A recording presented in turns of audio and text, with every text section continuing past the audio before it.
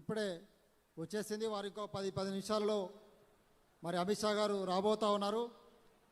మరి అంతకుముందు సమయము తక్కువ ఉంది కాబట్టి, చాలాసేపు అయింది కాబట్టి, మరి చాలామంది పెద్దలు ఉన్నా కూడా చాలాసేపు నుంచి మరి రగన్న గురించి మనందరం ఇక్కడ ఉన్న చాలామంది ఎదురు చూస్తూ ఉన్నారు. కాబట్టి మరి మన యొక్క మెదక్ పార్లమెంటు అభ్యర్థి, మన డైనమిక్ లీడర్ రగన్న గారిని, మాధవనేని రఘునందన్ రావు గారిని మనం మాట్లాడాల్సిందిగా నేను కోరుతా ఉన్నాను.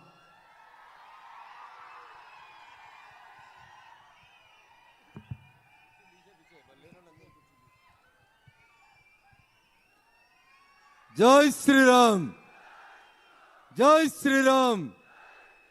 నరేంద్ర మోడీ గారి నాయకత్వం, నరేంద్ర మోడీ గారి నాయకత్వం.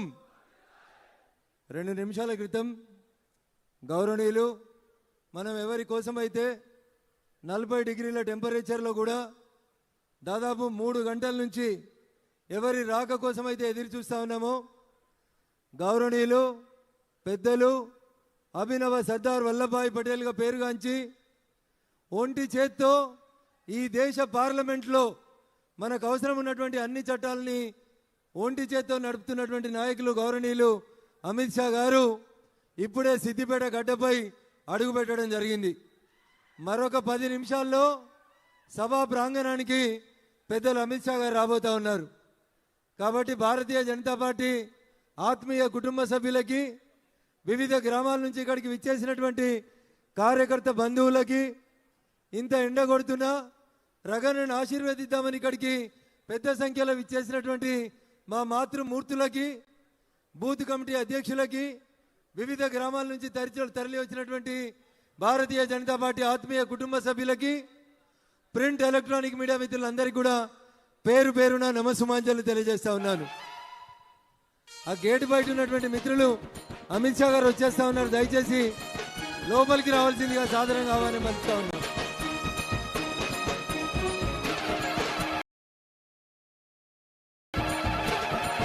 ఓహో మన మెదకు గడ్డ మీద తండు పుట్టిందో, ఓహో యుద్ధానికి రగన్న సిద్ధం అయ్యిందో.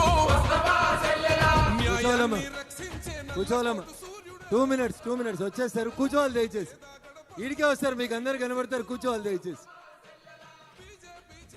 బాబు సౌండ్ ఆపాలమ్మా, పాటల సౌండ్ ఆపాలమ్మా. కార్యకర్త బంధువులు కూర్చోవాలి. బయట ఉన్న వాళ్ళు కూడా దయచేసి లోపలికి రావాల్సిందిగా విజ్ఞప్తి చేస్తూ ఉన్నాం. మే 13వ తారీఖున రవి కూర్చోవాలమ్మా, కూర్చోవాలి దయచేసి అందరు. ఇటువైపు కూడా శ్రీకాంత్ కూర్చోవాలమ్మా అన్న, అందరు కూర్చోవాలి. 2 మినిట్స్లో స్టేజ్ పైకి అమిత్ షా గారు రాబోతూ ఉన్నారు. మే 13వ తారీఖున భారత పార్లమెంట్కి, మెదక్ పార్లమెంట్కి ఎన్నికలు జరగబోతా ఉన్నాయి. మీ ముందు 3 అభ్యర్థులు కనబడతా ఉన్నారు. కేంద్ర నాయకత్వం నరేంద్ర మోడీ గారి ఆశీస్సులతో భారతీయ జనతా పార్టీ అభ్యర్థిగా నేను బీజేపీ నుంచి పార్లమెంట్కి మీ అందరి ఆశీస్సులు కోరుతూ, నరేంద్ర మోడీ గారి దీవెనలతో, కేంద్ర పార్టీ ఆశీస్సులతో ఈరోజు నేను భారతీయ జనతా పార్టీ అభ్యర్థిగా మీ ముందుకు రావడం జరిగింది. ఇంకో పక్క 10 సంవత్సరాలు ఈ రాష్ట్రాన్ని దోచుకొని, దొరికిన కాడికి ప్రతి భూమిని అమ్ముకొని, ధరణి పేరు మీద ప్రాజెక్టుల నిర్వహణ పేరిట అనేక రకాలైనటువంటి అవకతవకలు చేసి తను చేసిన తప్పుడు పనులని కప్పిపుచ్చుకోవడానికి చివరి దశలో కేసీఆర్ గారి కాళ్ళు మొక్కి కలెక్టర్ ఉద్యోగానికి రాజీనామా చేసి 2021లో ఎమ్మెల్సీ అయినటువంటి వెంకట్రామరెడ్డి గారు ఇంకో పక్క బీఆర్ఎస్ పార్టీ అభ్యర్థిగా వస్తూ ఉన్నాడు. ఒకసారి ఆలోచించాలి. వెంకట్రామరెడ్డి గారు ఏం చెప్తా ఉన్నాడు? నేను ఈ జిల్లాకి బాగా సేవ చేసిన, కలెక్టర్గా పనిచేసిన, 10 ఏళ్ళు నేను కలెక్టర్గా పనిచేస్తే మీ అందరి కష్టాలు తీరేలాగా మీ అందరి బిడ్డగా పనిచేసిన అని చెప్తున్నాడు. ఒక్కసారి మనం వెంకట్రామరెడ్డి గారిని ఈ మీటింగ్ తర్వాత ఇంటికి పోయిన తర్వాత ప్రతి కసీర్కాడ ఒక పంచాయతీ పెట్టి అడగాలి. ముఖ్యంగా మా దుబ్బాక నియోజకవర్గం మల్లన్న సాగర్ ముంపు గ్రామాలు, ఆ రైతన్నలు ఒక ప్రశ్న అడగాలి.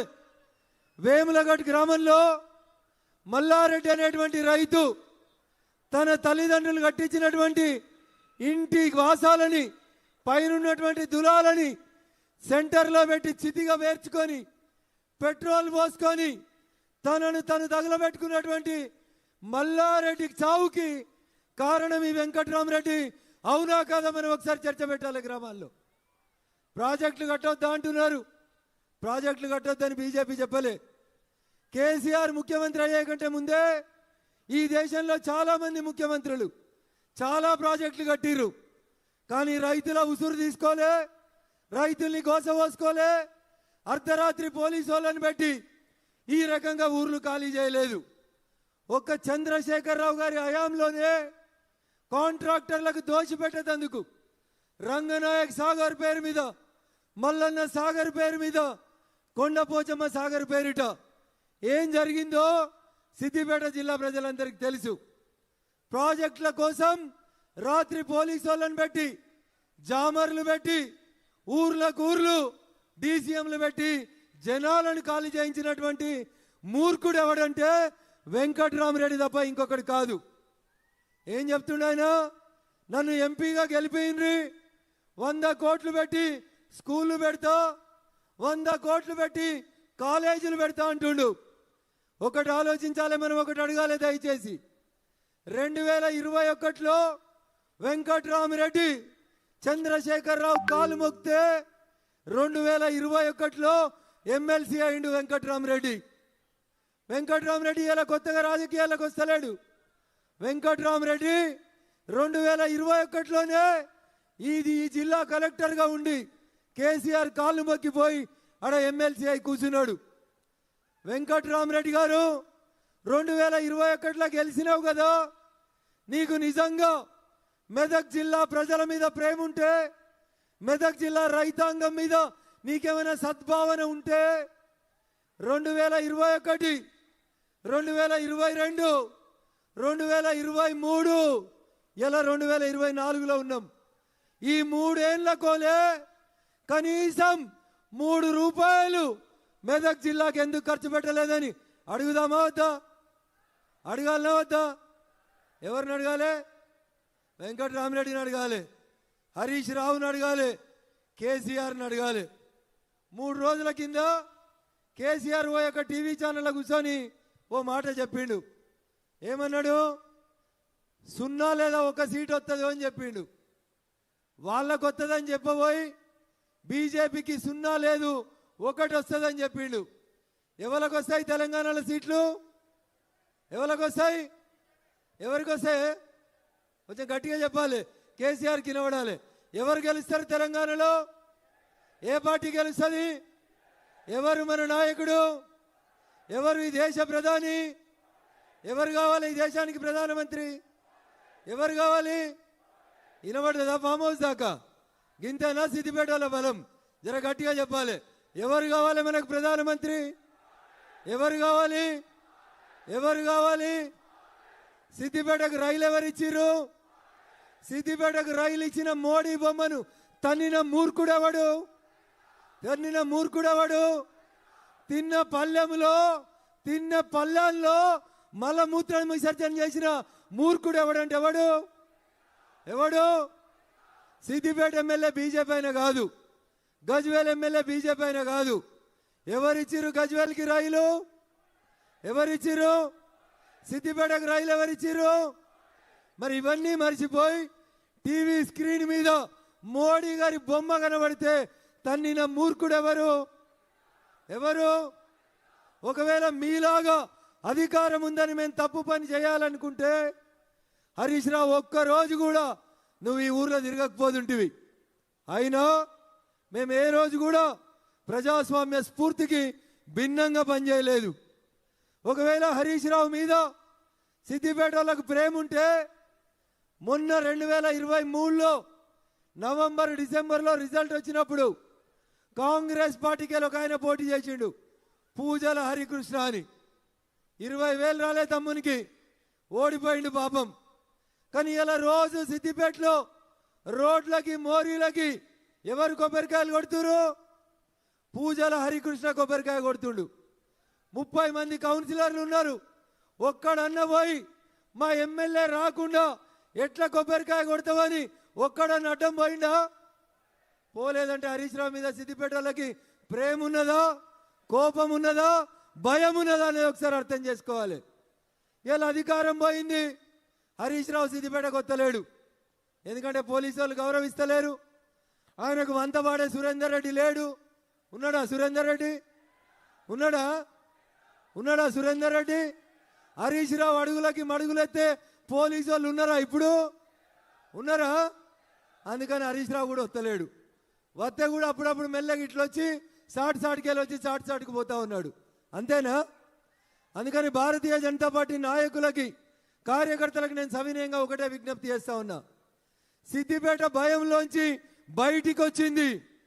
సిద్దిపేట ఇయ్యలో 40 ఏళ్లుగా 1985లో చంద్రశేఖరరావు గెలిచిన నాటి నుంచి ఇయ్యాలటి దాకా ఒకటే కుటుంబం సిద్దిపేటను దోసుకుంటే ఆ సిద్దిపేట ప్రజలు చంద్రశేఖరరావు గారి కుటుంబాన్ని, హరీష్ రావు గారిని వద్దనుకున్నారు. కాబట్టి ఇవాళ సిద్దిపేట గడ్డ మీద భారతీయ జనతా పార్టీ కోసం ఇంతమంది కార్యకర్తలు వచ్చి నినదించారు అనేది ఒక్కసారి మీరు అందరు కూడా గుర్తుంచుకోవాలి.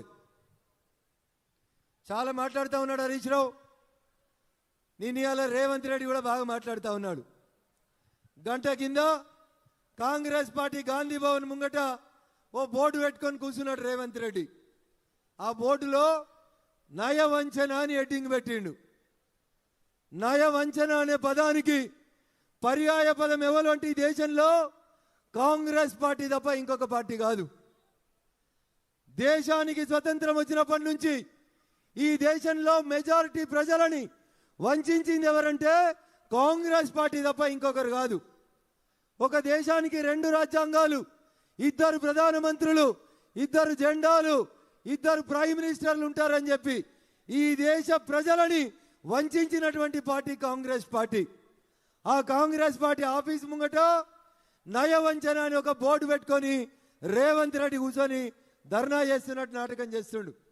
నేను సిద్దిపేట గడ్డ మీదకి వెళ్ళి రేవంత్ రెడ్డి గారిని అడుగుతున్నా, ఎన్నికలు అయిపోగానే డిసెంబర్ 9వ తారీఖు నేను ముఖ్యమంత్రి అయితే వెంటనే ప్రతి రైతుకి 2 లక్షలు రైతు రుణమాఫీ చేస్తా అన్నాడు. అయిందా రుణమాఫీ? అయిందా రుణమాఫీ? ఇగో రేవంత్ రెడ్డి దీన్ని అంటారు నయవంచన. అంటే ఓట్లేయించుకొని గడ్డకెక్కి ముఖ్యమంత్రిగా ప్రమాణం చేసి 4 నెలలు అయితే కూడా 2 లక్షల రైతు రుణమాఫీ చేయలేదు కదా. ఇగో దీన్ని అంటారు రేవంత్ రెడ్డి గారు నయవంచన అని దీన్ని చెప్తారు. ఏం చెప్పిండు? పెద్ద కొడుకు 2000 ఇస్తుండు, ముసలవ్వకిత్తే ముసలాయనకి ఇత్తలేడు. ఇంటికి 2 పింఛన్లు కావాలంటే ముసలవ్వకి ముసలాయనకి ఇద్దరికి మనిషికి 4000 పింఛన్ కావాలంటే కాంగ్రెస్ పార్టీకి ఓటేయినరి. వచ్చే డిసెంబర్ నుంచి మేము 4000 పింఛన్ ఇస్తా అన్నాడు. అక్క ఎవరికైనా 4000 పింఛన్ వచ్చిందా? గిడ కూర్చున్న మా వాళ్ళు చెప్పాలి, ఎవరికైనా 4000 పింఛన్ వచ్చిందా? రాలేదా? వచ్చిందా? జర గట్టిగా చెప్పాలి, గిట్టి వచ్చేదాకా. 4000 పింఛన్ వచ్చిందా? రాలేదు. ఇగో రేవంత్ రెడ్డి దీన్ని అంటారు నయవంచన. ఓట్ల కోసం 2000ని 4000 ఇస్తా అని చెప్పి ఓట్లు వేయించుకున్న తర్వాత ఏమైంది ముఖ్యమంత్రి గారు అంటే, అన్న నేను ఇడ బంగారు బిందెలు లంకె బిందెలు ఉన్నాయనుకొని వచ్చినా ఆడ ఖాళీ కుండలు కనబడుతున్నాయని ప్రజలని మోసం చేసిన రేవంత్ రెడ్డిది ఏంటిదది? ఏంటిదది? నయవంచన అంటే గిది రేవంత్ రెడ్డి గారు. కాంగ్రెస్ పార్టీ బోర్డు పెట్టిన నయవంచన ఎవరికి అప్లికబుల్ అంటే ఈ దేశంలో పేద ప్రజలని వంచినటువంటి పార్టీ కాంగ్రెస్ పార్టీ. కాబట్టి నయవంచన అనే పదానికి పర్యాయ పదం ఎవరంటే కాంగ్రెస్ పార్టీ. ఏం చెప్పిండు? ప్రతి ఆడబిడ్డకి మహాలక్ష్మి పథకం కింద 2500 రూపాయలు గెలిచిన వెంటనే ఇస్తామని చెప్పిండు. గెలిచి 4 నెలలు అయిపోయింది. వచ్చిందా మహాలక్ష్మి పథకం? టీవీలలో పేపర్లలో అడ్వర్టైజ్మెంట్లో కనబడుతుంది తప్ప ఏ పేదింటి ఆడబిడ్డకి కాంగ్రెస్ పార్టీ ఇస్తా అన్నటువంటి 2500 రూపాయల మహాలక్ష్మి పథకం కింద ఈ రోజు దాకా కూడా డబ్బులు రాలేదు. అయ్యా రేవంత్ రెడ్డి గారు, ఇగో దీన్ని నయవంచన అని చెప్తారు తప్ప భారతీయ జనతా పార్టీ ఏ రోజు కూడా ప్రజలని మోసగించలేదు. మీరు మాట్లాడితే హామీలు అని చెప్తారు, కానీ నరేంద్ర మోడీ గారు మాట్లాడితే గ్యారంటీ అని చెప్తారు. మోడీ గారు గ్యారంటీ అంటే ఖచ్చితంగా అమలయ్యేటువంటి గ్యారంటీ. ఈ దేశం కాదు ప్రపంచం విశ్వసించేటువంటి నాయకుడు ఎవరంటే అది నరేంద్ర మోడీ గారు తప్ప ఇంకొకరు కాదనేది మీరు అందరూ కూడా దయచేసి అర్థం చేసుకోవాలి. మొన్న మెదక్కి కాంగ్రెస్ పార్టీ క్యాండిడేట్ నామినేషన్ వేసేందుకు వచ్చినప్పుడు రేవంత్ రెడ్డికి ఇట్లే వచ్చి ఏది పడితే అదే మాట్లాడిండు. మోడీ గారు ఏమిచ్చిర్రు, మెదక్కి ఏమిచ్చిర్రు అని అడిగిండు. దుబ్బాకకి బస్సులు వేసుకొని వస్తా అన్నాడు. బీజేపీకి గడీలు ఉన్నాయో అన్నాడు. నేను చెప్పిన రేవంత్ రెడ్డి గారు మీరు రండి దుబ్బాకకి, మా అమ్మ నాన్న ఇద్దరు కూడా ఒప్పుకున్నారు, వాళ్ళు ఉండే గడిని రేపంటే రేపే మీ పేరు మీద రిజిస్ట్రేషన్ చేస్తామని పిలిస్తే తోక ముడిచి పారిపోయినటువంటి వ్యక్తి ఈ రాష్ట్ర ముఖ్యమంత్రి రేవంత్ రెడ్డి గారు. నోటికి ఏదొస్తుంది మాట్లాడతాం, అబద్ధాలు ఆడతాం, బట్టగాల్చి మీద వారేస్తాం. మోడీ రూపాయి ఇవ్వలేదు మెదక్ అని చెప్తే నేను చెప్పిన రేవంత్ రెడ్డికి రూపాయి మెదక్ కాదు, నువ్వు గెలిచిన కొడంగల్ కోయ్, నీ కొడంగల్ నియోజకవర్గంలో ఇట్లా కట్టిన రైతు వేదికను అడుగు. ఆ రైతు వేదికకి నరేంద్ర మోడీ గారు 10 లక్షలు ఇచ్చిర్రు. రేవంత్ రెడ్డి గారు నీ కొడంగల్ కోయ్, ప్రతి ఊర్లో ఊరవతల కట్టిన శ్మశాన వాటికను అడుగు, వైకుంఠ ధామాన్ని అడుగు, దానికి ఇచ్చినటువంటి పైసలు నరేంద్ర మోడీ ఇచ్చిర్రు అని చెప్తారు తప్ప కాంగ్రెస్ పార్టీ బీఆర్ఎస్ పార్టీ ఇవ్వలేదు. గ్యారంటీగా చెప్పిన ప్రతి పని చేసేటువంటి పార్టీ భారతీయ జనతా పార్టీ నరేంద్ర మోడీ గారి నాయకత్వం అయితే మోసం వంచన ఈ రెండు పదాలకి పర్యాయ పదం ఎవరంటే కాంగ్రెస్ పార్టీ. మెదక్లో రఘునందన్ రావు గెలుపుని ఆపేతందుకు రేవంత్ రెడ్డి హరీష్ రావు ఇద్దరు కలిసి కుట్ర చేసి ఎవరినో ఒక్కరిని గెలిపించాలని విమానాలలో చాటు చీకటి ఒప్పందాలు చేసి కుట్రలు చేస్తూ ఉన్నారు. ఆ కుట్రల్ని తిప్పికొట్టాల్సినటువంటి బాధ్యత మీ అందరి మీద భారతీయ జనతా పార్టీ రక్షకులు సైనికులైనటువంటి వారియర్స్ అయినటువంటి మీ అందరి మీద ఉందని చెప్పి నేను ఈ సందర్భంగా సవినయంగా అప్పీల్ చేస్తా ఉన్నా. నేను రేవంత్ రెడ్డి గారి కోసం 2 రోజులుగా ఎదురు చూసిన, బస్ వేసుకొని వస్తాడేమో రేవంత్ రెడ్డి దుబ్బాకకి, మెదక్కి మోడీ గారు ఏం చేసిరో చూపెడదామని. కానీ రేవంత్ రెడ్డికి ధైర్యం సరిపోలేదు. అందుకని నేనే ఒక పుస్తకం తయారు చేసి చింతమడకకి ఏమిచ్చినాం, తోటపల్లికి ఏమిచ్చినాం, మిగతా గ్రామాలకి దుబ్బాకకి ఏమిచ్చినాం, చిన్న కోడూరుకి ఏమిచ్చినాం, ఇట్లా ప్రతి నియోజకవర్గంలో ప్రతి గ్రామానికి ఏమిచ్చినామని చెప్తూ చాలా స్పష్టంగా ఒక పుస్తకాన్ని పోస్ట్ ఆఫీస్ ద్వారా రిజిస్టర్ పోస్ట్ నుంచి రాష్ట్ర ముఖ్యమంత్రి రేవంత్ రెడ్డి గారికి పోస్ట్లో పంపడం జరిగింది. అది చదువుకొని మరి అన్న ఇంగ్లీషులు ఉంటే నాకు అర్థం కాలేదు అంటాడేమో అని తెలుగులోనే పుస్తకం రాసి టైపు చేయించి రేవంత్ రెడ్డి గారికి పంపించి 2 రోజులైంది. ఇవాళ దాకా రిప్లై రాలే. కొత్త నాటకం మొదలుపెట్టిండు. నయా వంచన పేరిట ఓ కొత్త నాటకం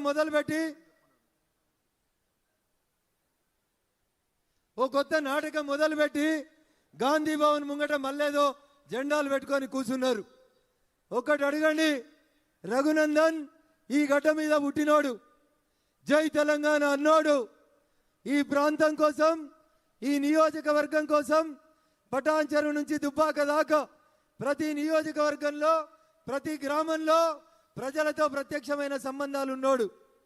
దుబ్బాకలో పుట్టి సిద్దిపేటలో పెరిగి ఈ 2 నియోజకవర్గాలు నా జన్మభూమి అయితే వృత్తిరీత్యా ప్రాక్టీస్ చేసిన సంగారెడ్డి, ఆ తర్వాత నివాసం ఏర్చుకున్నటువంటి పటాన్ చెరువు నా కర్మభూమిగా 4 నియోజకవర్గాల ప్రజలతోటి నేరుగా ప్రత్యక్ష సంబంధాలను కలిగి ఉండి పటాన్ చెరువులో కాలుష్యం పోవాలంటే ఏం చేయాలి, దుబ్బాకలో ఉన్నటువంటి మా రైతన్నలకి కొలువులు రావాలంటే ఎలాంటి కంపెనీలు తేవాలని పూర్తిగా నియోజకవర్గం మీద అవగాహన ఉన్నటువంటి వ్యక్తిగా ఒక్క అవకాశం నాకు ఇచ్చినట్లయితే నరేంద్రుడి నేతృత్వంలో 3వసారి ఏర్పాటు కాబోతున్నటువంటి నరేంద్ర మోడీ గారి పాలనలో భారతీయ జనతా పార్టీ నాయకత్వంలో ఖచ్చితంగా మెదక్ పార్లమెంటును కూడా నేను ఎట్లయితే దుబ్బాక శాసనసభ్యునిగా అసెంబ్లీకి పోయినా 3 సంవత్సరాలు ప్రతిరోజు ప్రజల సమస్యలనే వినిపించిందో, అది అంగన్వాడీల సమస్యలైనా,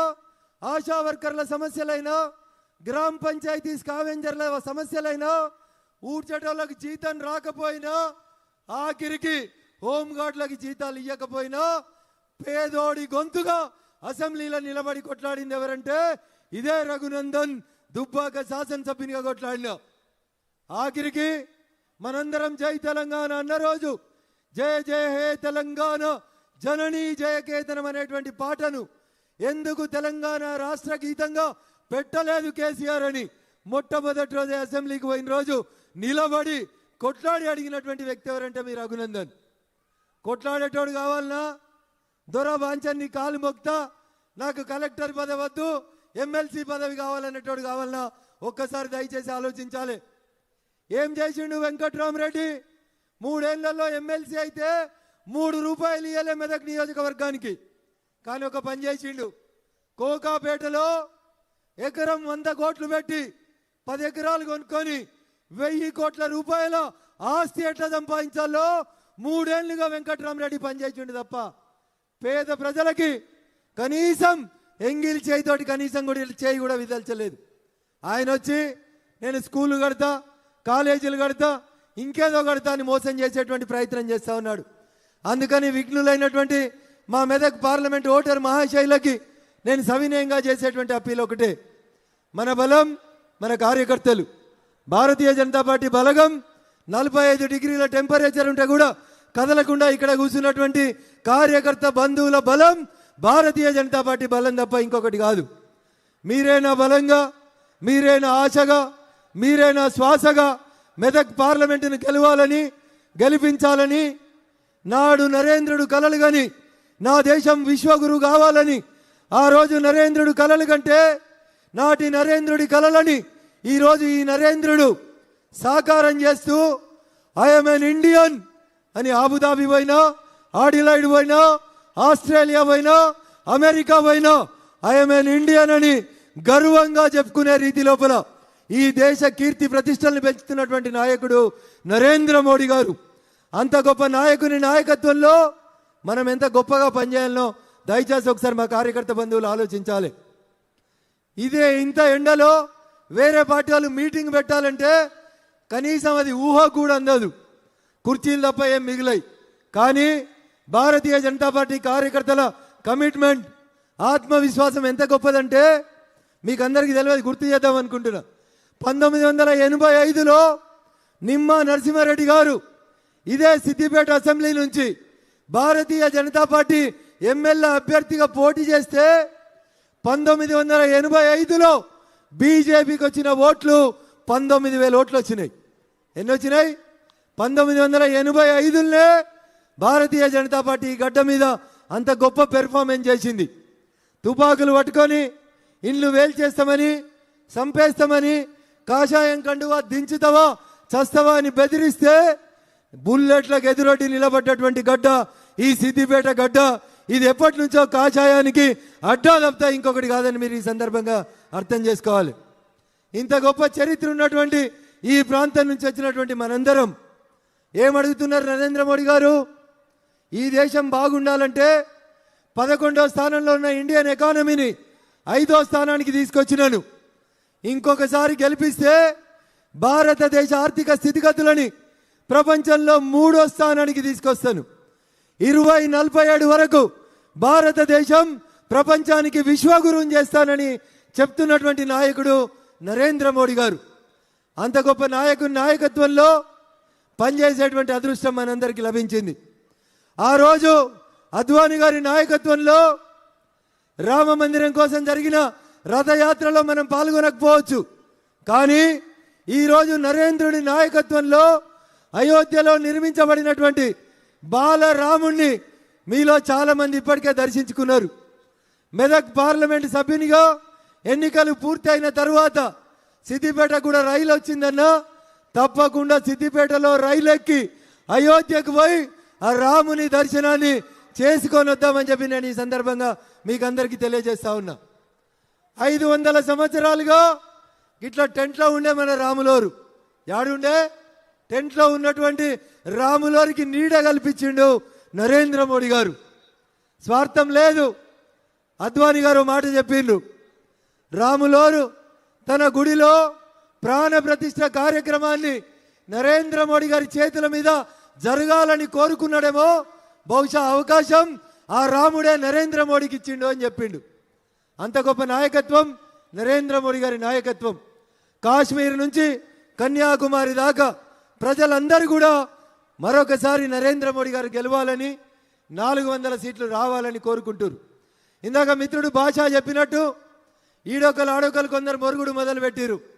400 వస్తే రిజర్వేషన్లు తీసేస్తారు, 400 వస్తే రాజ్యాంగం మారుస్తారని వాళ్ళకి మనం అందరం చెప్పాలి. ఉన్న రిజర్వేషన్లు ఉన్నది ఉన్నట్టుగా ఉండంగానే అగ్రవర్ణాల పేదలకి 10% ఈడబ్ల్యూఎస్ రిజర్వేషన్లు కూడా తెచ్చిండు నరేంద్ర మోడీ తప్ప ఈ దేశంలో ఏ ఒక్కలకు కూడా ఇప్పటిదాకా 1% కూడా రిజర్వేషన్ తొలగించినటువంటి నాయకుడు నరేంద్ర మోడీ గారు. బీసీ కమిషన్కు చట్టబద్ధత తెచ్చిండ్రు. 27 మందిని కేంద్రంలో బీసీలను మంత్రులను చేసినటువంటి నాయకుడు నరేంద్ర మోడీ గారు. చంద్రశేఖరరావు ఇద్దరికే ఇచ్చిండు, రేవంత్ రెడ్డి కూడా ఇద్దరికే ఇచ్చిండు. ఇంకా రేవంత్ రెడ్డి వచ్చి మెదకులో చెప్తాడు, ఇగో బీసీ బిడ్డ పోటీ చేస్తున్నాడు, ఈడ బీసీ బిడ్డ కోటయ్యి అని చెప్తాడు. అయ్యా రేవంత్ రెడ్డి 2023 నవంబర్లో పటాన్ చెరువు నుంచి కాంగ్రెస్ పార్టీ నుంచి కూడా ఒక బీసీ బిడ్డనే పోటీ చేసిండు. మరి ఆయన ఓడగొట్టింది ఎవరు? ఇలా నువ్వు బీఫామ్ ఇచ్చిన ఆయన ఎవరు మీ క్యాండిడేటు? 30 రోజుల ఎలక్షన్ టైంలో 4 పార్టీలు మారొచ్చినోడు. ఈటల రాజేందర్ ముదిరాజుకి టిఆర్ఎస్ పార్టీలో అన్యాయం జరిగితే చంద్రశేఖరరావు పక్క నుండి సప్పట్లు కొట్టిన ఆయన ఎవరంటే ఇలా కాంగ్రెస్ పార్టీ క్యాండిడేట్ తప్ప ఇంకొకరు కాదు. ఇలా వచ్చి కులం ఎట్లా క్లెయిమ్ చేస్తావన్నాను? ఈటల రాజేందర్ ముదిరాజు గారికి అన్యాయం జరిగిన రోజు నువ్వు టిఆర్ఎస్ పార్టీకి రాజీనామా చేసి బయటపడేసి వచ్చుంటే ఇలా నీ కులం నిన్ను స్వాగతించేది. అందుకని రేవంత్ రెడ్డి గారు నీ క్యాబినెట్లో సగం బీసీలు ఉండాల్సిన చోట 2 బీసీలను పెట్టుకొని రేపు గెలిస్తే మేము ముదిరాజులకు మంత్రి పదవి ఇస్తాము అంటున్నాడు. నేను అడుగుతున్నా రేవంత్ రెడ్డి గారిని, 119 మంది ఎమ్మెల్యేలలో ఒకడే ఒక ఎమ్మెల్యే ముదిరాజు బిడ్డ నీ సొంత జిల్లాకి వెళ్ళి గెలిచిండు. ఎందుకు వెళ్ళే రేవంత్ రెడ్డి మంత్రి పదవి? ఎవరు వద్దన్నారు మంత్రి పదవి ఇస్తా అంటే? నీ పాలమూరు బిడ్డనే కదా గెలిచింది, ఎందుకు ఇవ్వలేదు అంటే రేవంత్ రెడ్డి నైజం ఏంటంటే ఓడ దాటేదాకా ఓడమల్లన్న, ఓడ దాటిన తర్వాత బోడమల్లన్న అనేటువంటి నానుడి తప్ప ఇంకొకటి కాదు. అందుకనే రైతు రుణమాఫీ చెప్పినా, మహాలక్ష్మి పథకం చెప్పినా, 500లకే సిలిండర్లు అని చెప్పినా, అరచేతిలో వైకుంఠం చూపెట్టినా ఆయన చేసేది కేవలం మోసం అంటే మోసం తప్ప ఇంకొకటి కాదు. అందుకని 10 సంవత్సరాల చంద్రశేఖరరావు పాలన చూసి 6 నెలల కాంగ్రెస్ పాలన చూసిన తర్వాత ఈరోజు ప్రజలంతా ఒకటే మాట చెప్తా ఉన్నారు, ఈ తాప మేము వేసే ఓటు పువ్వు గుర్తుకేస్తాం, నరేంద్ర మోడీ గారికి వేస్తాం, మళ్ళొకసారి ఈ దేశానికి ప్రధానమంత్రి నరేంద్ర మోడీ గారు కావాలనేటువంటి ఒక లక్ష్యంతో ప్రజలందరూ కూడా ముందుకు పోతా ఉన్నారు. అందుకని నేను మీకు చేసేటువంటి విజ్ఞప్తి ఏంటంటే